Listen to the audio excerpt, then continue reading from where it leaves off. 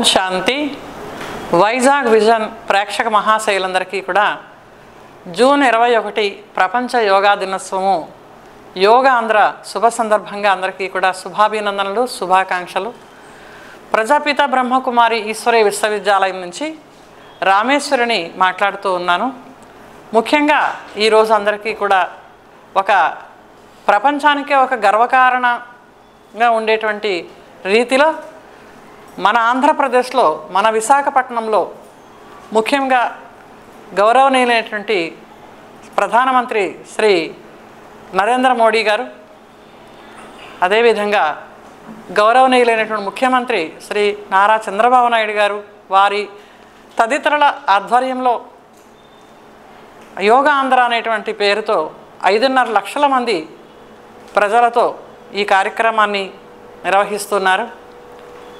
ముఖ్యంగా 5 ఆసనాలను వేయిస్తూ ప్రజలలో అవగాహన తీసుకొచ్చేందుకు ఇంత పెద్ద వ్యయము, ప్రయాస, శ్రమతోటి అనేక రకాలుగా వరల్డ్ గిన్నిస్ బుక్ రికార్డు స్థాయిలో అఖండమైనటువంటి నిర్విఘ్నమైన ఏర్పాట్లన్నీ కూడా విశాఖ నగరంలో జరుగుతూ ఉన్నాయి. అతి వైభవపేతంగా జరిపేటువంటి ఈ యోగా దినోత్సవం యొక్క మూల స్థానం ఏంటంటే జూన్ 21. ఇది ప్రపంచంలోనే అన్ని దేశాల వారు కూడా తలెత్తుకుని గర్వంగా శారీరక, మానసిక, సామాజిక, ఆధ్యాత్మిక 4 ప్రకారాలను ఆరోగ్యం రావడానికి ఈ యోగా అనేది ప్రాక్టీస్ చేయాలని, అభ్యాసం చేయాలని ప్రపంచ దేశవాసులందరికీ కూడా శ్రీ నరేంద్ర మోడీ గారు 2015లో ప్రారంభం చేశారు జూన్ 21వ తారీఖున. అయితే డిసెంబరు 21వ తారీఖున అనేది జాతీయ యోగా దినోత్సవంగా ప్రకటించారు. ఈ జూన్ 21 అనేది సంవత్సర కాలంలోనే అతి పెద్ద పొడవైన రోజు అని చెప్తారు, లాంగెస్ట్ డే. పగటి సమయం ఎక్కువ ఉన్నటువంటి రోజుల్లో జూన్ 21 కేటాయించారు. తక్కువ పగలు సమయం ఉన్నటువంటి సమయాన్ని డిసెంబర్ 21వ తారీఖుగా దానికి ప్రకటించి ఈ 2 రోజుల్లో ఈ యోగా దినోత్సవాల్ని జరుపుకోవాల్సిందిగా మన వాళ్ళు అతి ముఖ్యమైన రీతిలో గుర్తించే విధంగా ఈ దినోత్సవాల్ని ఈ తేదీలలో ఏర్పాటు చేయడం కూడా గణనీయం. ఇది అయితే యోగం అనే మాట ప్రపంచ దేశవాసుల యొక్క డిక్షనరీలో లేదు. అది భారతవాసీయులకు మాత్రమే ఇది ప్రాచీన సంపదగా ఆర్ష సంప్రదాయంలో మునులు, ఋషుల యొక్క పరంపరతో ఈ సాధన అనేది, యోగ సాధన అనేది వాళ్ళు చేస్తూ అందరి చేత కూడా చేయిస్తూ ఉండేటువంటి విధానాలను వాళ్ళు ఎన్నో రకాలుగా కనిపెట్టారు. భారతదేశంలో పూర్వకాలంలో వాళ్ళు ఏవైతే శోధించి, పరిశోధించి, అన్వేషించి, అభ్యసించి ప్రజానీకానికి తెలియజేసినటువంటి ఆ యోగాసనాలు, యోగ అభ్యాసాలు, అదేవిధంగా శ్వాసకోశాలకు సంబంధించినటువంటి అభ్యాసాలు, ప్రాణాయామం కావచ్చు, ఇలాంటివన్నీ కూడా వాళ్ళు సైంటిఫిక్ రీతిలో విజ్ఞానాన్ని జోడించి మరి అర్థం చేయించి ఆచరించేలాగా చేశారు. కానీ దానికి కొంతమంది మాత్రమే ఒక విధానంలో, జీవిత విధానంలో ఒక భాగంగా చేసుకున్నారు. ముఖ్యంగా సన్యాస ధర్మంలో ఉండేవాళ్ళు ఈ హఠయోగాలన్నీ కూడా వాళ్ళ నిత్య జీవితంలో సాధన చేయడం ద్వారా చిత్త నివృత్తి చేద్దామనేటువంటి ఆ విధానంలో వాళ్ళు దాన్ని పాటించారు. అంటే శరీరం కనుక స్థిరంగా ఉన్నట్లయితే, శరీరంలో సర్వకర్మేంద్రాల యొక్క స్థిరత ఉండడం ద్వారా మానసిక సుస్థిరత ఉంటుంది.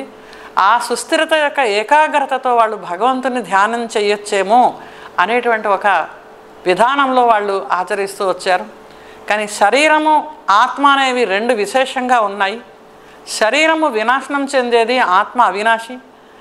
ఆత్మకే మనం మనస్సు అని కూడా చెప్పచ్చు, ఆలోచించేది మనస్సే. కాబట్టి ఈ శరీరం లోపల గల అంతర శ్రావక గ్రంథులు ఉన్నాయి. అలాగే లోపల అనేక రకాల వ్యవస్థలు ఉన్నాయి. నాడీ వ్యవస్థలతో పాటు రక్త ప్రసరణావస్థ, జీర్ణావస్థ, సంతానోత్పత్తి అవస్థ, ఇలాంటివన్నీ కూడా చాలా సిస్టమ్స్ ఉన్నాయి. వీటన్నింటినీ కూడా నడిపించేందుకు బ్రెయిన్లో కూడా క్షమత లేదా సమర్థత రావాలి. దీనికోసం కూడా ఏకాగ్రతకు సంబంధించినటువంటి అనేక హఠయోగాల్లో కూడా చాలా ఉన్నాయి. భారతదేశంలో ప్రాచుర్యానికి రానటువంటి యోగాలు చాలా మటుకు ఉన్నాయి. అందులో ప్రాచుర్యంలోకి వచ్చినటువంటి ఒక 100కి పైగా ఉన్నాయి.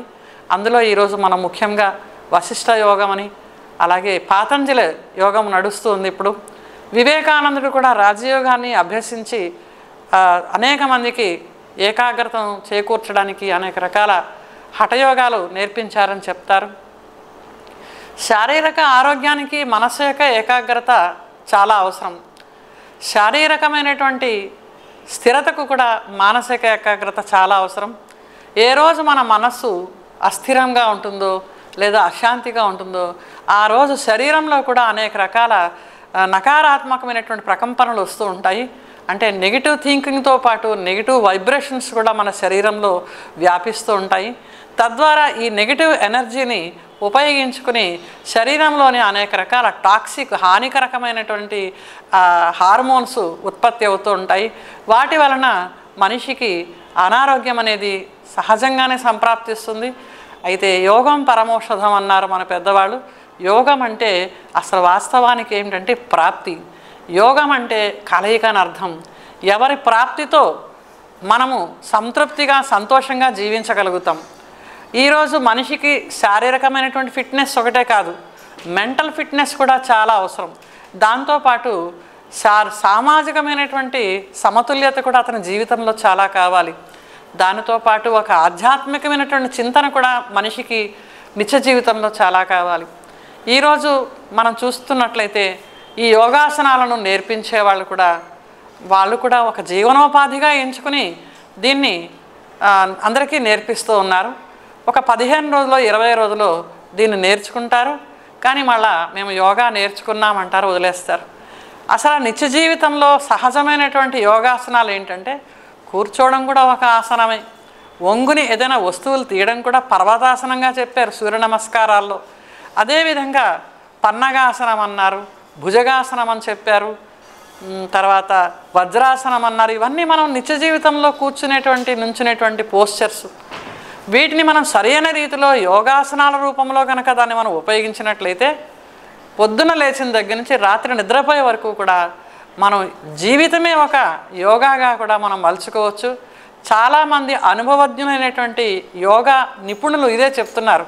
యోగా అనేది ఒక అరగంట లేదా గంట చేసేసి మనం ఇష్టం వచ్చినట్లు తర్వాత శరీరాన్ని ఉపయోగించడం కాదు. శరీరంలో 72,000 నాడులు ఉన్నాయి. ఆ నాడులన్నిటికీ కూడా పూర్వీకులు ఒక మంచి విధానం కనిపెట్టారు. దానికే ఓంకారం చేయడం. ఓంకారం చేయడం ద్వారా ఒక ఆధ్యాత్మికమైనటువంటి ప్రకంపనలు మన భృకుటి నుంచి మన శరీరం అంతా కూడా వ్యాపిస్తాయి. తద్వారా మనలో ఆధ్యాత్మికమైనటువంటి నాడులు అవి ఉత్తేజితం అవుతాయి. ఆ నాడులు మన 2 కళ్ళ పక్కన ఉంటాయి అన్నమాట. అయితే ఈరోజు మనము ఈ యోగా దినోత్సవాన్ని జరుపుకుంటున్నాము. మన రాష్ట్ర కేంద్ర ప్రభుత్వం వాళ్ళు ఎంతో ఖర్చు, ఎంతో వ్యయము, ప్రయాస, శ్రమతో ఇన్ని విధాల పకడ్బందీ ఏర్పాట్లు చేసి దీని యొక్క సారం ఏమిటంటే ప్రతి ఒక్కరూ అన్ని వయసుల వాళ్ళు కూడా యోగాసనాలు వేయాలి. నిత్య జీవితంలో యోగాని కూడా ఒక భాగంగా చేసుకోవాలి. అలా చేసుకోవడం ద్వారా వాళ్ళకి శారీరకమైన ఆరోగ్యం ఉంటుంది. ఇప్పుడు స్కూల్కి వెళ్ళేటువంటి చిన్నపిల్లలు కూడా తీసుకోండి, అనారోగ్యాలతోటి వాళ్ళు స్కూళ్ళకే వెళ్ళిపోతూ ఉంటారు. అలాగే ఆఫీసులకు వెళ్ళే వాళ్ళు కూడా అనారోగ్యంతోనే ఆఫీసులో పనిచేస్తూ ఉంటారు. దీనిపైన మనం శారీరకమైన రుగ్మతలు అలా ఉంచండి, మనము మన మానసిక సుస్థిరత దెబ్బతినడానికి కూడా ఏకాగ్రత లేకపోవడానికి కూడా కారణం ఏంటంటే వ్యసనాలు. ఈ వ్యసనాలు కారణం ఏంటంటే శరీరంలో వచ్చేటువంటి రుగ్మతలు కానీ లేదా కుటుంబంలో ఉండేటువంటి ఆ అస్తవ్యస్తాలని సమస్యలను ఎదుర్కోలేక బ్రెయిన్కి తాత్కాలికంగా ఆ ఉత్తేజాన్ని తగ్గించడం కోసం మత్తు పానీయాల సేవనం అనేది జరుగుతుంది. ఈ నేపథ్యంలో మనం చూసినట్లయితే యోగాసనాలు వేయడం ద్వారా మన శరీరంలో ఎసిడిక్ పదార్థాలన్నీ కూడా పోతాయి. టాక్సిక్గా ఉండేటువంటి హార్మోన్స్ కూడా ఎక్కువ ప్రొడ్యూస్ అవ్వవు. శరీరము తందురుస్తుగా ఉంటుంది, మరి రక్త ప్రసరణ బాగుంటుంది. ఈ గాలి ఆక్సిజన్ ప్రాణవాయువులతో కూడినటువంటి ఎక్సర్సైజులు చేయించడం వలన అవి కూర్చుని చేయించే వాటికి శ్రమ సమయం ఏమీ ఉండదు. అవి కూర్చొని చేయడం ద్వారా ఏమవుతుందంటే మనకి ఉచ్ఛ్వాస నిశ్వాసాలు సమాంతరంగా ఉంటాయి. మనం కనుక పరిశీలించినట్లయితే మత్స్యమాంసాలు, గుడ్లు, చేపలు లేదా అశుద్ధ ఆహార పానీయాలు తినే వాళ్ళల్లో ఆలోచనలు వేరుగా వస్తాయి. వాళ్ళ యొక్క ఉచ్ఛ్వాస నిశ్వాసాలు కూడా నిద్రపోయే సమయంలో వేరుగా ఉంటాయి. అదే మధ్యంగా వెజిటేరియన్, నాన్ వెజిటేరియన్గా ఉండే వాళ్ళ యొక్క ఆలోచనలు మధ్య రకంగా ఉంటాయి. అంటే ఎలివేటెడ్గా ఉండవు ఆలోచనలు, అంటే పవిత్రంగా ఆలోచనలు ఉండవు. సుఖము, శాంతి, ఆనందాన్ని ఇచ్చే విధంగా ఆలోచనలు రావు. గతాన్ని గురించినటువంటి ఆలోచనలు, దుఃఖించేటువంటి విషయాలు, ఈర్ష్య చెందే విషయాలు, ఇవన్నీ ఇలాంటి ఆలోచనలన్నీ కూడా మనలో విషపూరితమైనటువంటి హార్మోన్స్ మన శరీరంలోంచే ఉత్పన్నమయ్యే విధంగా మనం జరుగుతూ ఉంటాయి మనకి. అయితే వీటన్నిటి నుంచి కూడా ముందు మనం బయటపడాలంటే ఈ పంచతత్వాలతో చేసినటువంటి శరీరము ప్రకృతి మనకిచ్చినటువంటి ఒక గొప్ప వరం. ఇది ఒక పెద్ద మెషినరీ, ఒక పెద్ద కాంప్లెక్స్ మన బాడీ. దీన్ని మనం సురక్షితంగా ఉంచుకోవాలంటే యోగాసనాలు తప్పకుండా వేయాల్సిందే. దానికోసం సులువైనటువంటి విషయాలు ఇప్పుడు వైజ్ఞానికంగా కూడా ఈరోజు మన హెల్త్ని, ఆరోగ్యాన్ని దృష్టిలో పెట్టుకుని ఆసనాలు ఎన్నో కూడా అప్డేట్గా రూపొందించారు. వాటిని గృహిణులు, బాలురు, వృద్ధులు, యువకులు, అన్ని వయసుల వాళ్ళు కూడా దీన్ని చేయొచ్చు. ఇవి చేయడం ద్వారా మెంటల్ ఫిట్నెస్తో పాటు ఫిజికల్ ఫిట్నెస్ కూడా ఉంటుంది. ఈ రెండింటినీ కూడా మనము ఫాలో చేసినట్లయితే సామాజికమైనటువంటి వ్యక్తికి ఆరోగ్యం కూడా వస్తుంది. ఎందుకంటే ఈరోజు పనులు చేసినప్పుడు ఏకాగ్రత అనేది లోపిస్తుంది. ఆ ఏకాగ్రత అనేది కేవలము ధ్యానం చేయడానికో, భగవంతుని వేడుకోవడానికో కాదు. నిత్య జీవితంలో ఉదయం లేచిన దగ్గర నుంచి రాత్రి నిద్రించే వరకు కూడా మనకి ప్రతి పనిలో కూడా ఏకాగ్రత, మన ఆలోచనలలో, మన మాటలలో, మన కర్మల్లో, మూడింట్లో కూడా త్రికరణ శుద్ధిగా మన ఏకాగ్రత అనేది ఉంటేనే ఆ ఏకాగ్రత వలన వచ్చినటువంటి శక్తి ఏదైతే ఉందో నాకు సకారాత్మకమైనటువంటి ఎనర్జీ, పాజిటివ్ ఎనర్జీ, అదే మనల్ని ఆరోగ్యంగా ఉంచేలాగా చేస్తుంది. అలా కాకుండా మన ఆలోచనలో ఏకాగ్రత లేదు, మన మాటలలో ఏకాగ్రత లేదంటే సంబంధ బాంధవ్యాల్లో కూడా వైషమ్యాలు, విభేదాలు వస్తాయి. పనిలో కూడా, నిత్యం చేసే పనిలో కూడా ఏకాగ్రత లేకపోతే మానవ విపత్తులకు కారణం అవుతుంది. ఒక మనిషి చేసినటువంటి ప్రమాదకరమైనటువంటి పని అనేక మంది ప్రాణాలకు నష్టం కలిగేలా చేస్తుంది. కాబట్టి ఈ ప్రపంచ యోగా దినోత్సవం మన విశాఖ నగరంలో పెద్ద వాళ్ళందరి యొక్క ఆధ్వర్యంలో అతి అంగరంగ వైభవంగా జరుగుతున్నటువంటి ఈ యోగా దినోత్సవాన్ని మనం అందరం కూడా ఇక్కడ జరుపుకోవడంలో మనందరికీ కూడా గర్వకారణం.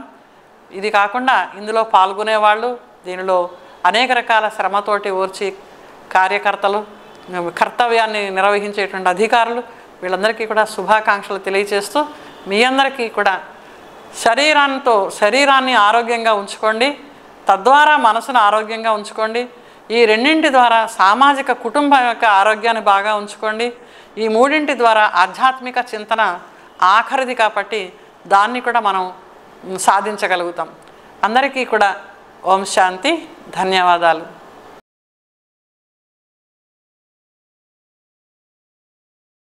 Hi viewers, Vizag vision channel ని సబ్స్క్రైబ్ చేసుకోండి. మా ఛానల్ అందిస్తున్న జాతీయ, అంతర్జాతీయ స్థాయి వార్తా విశేషాలు, నోటిఫికేషన్స్ కోసం ఇక్కడ కనిపిస్తున్న బెల్ ఐకాన్ ని క్లిక్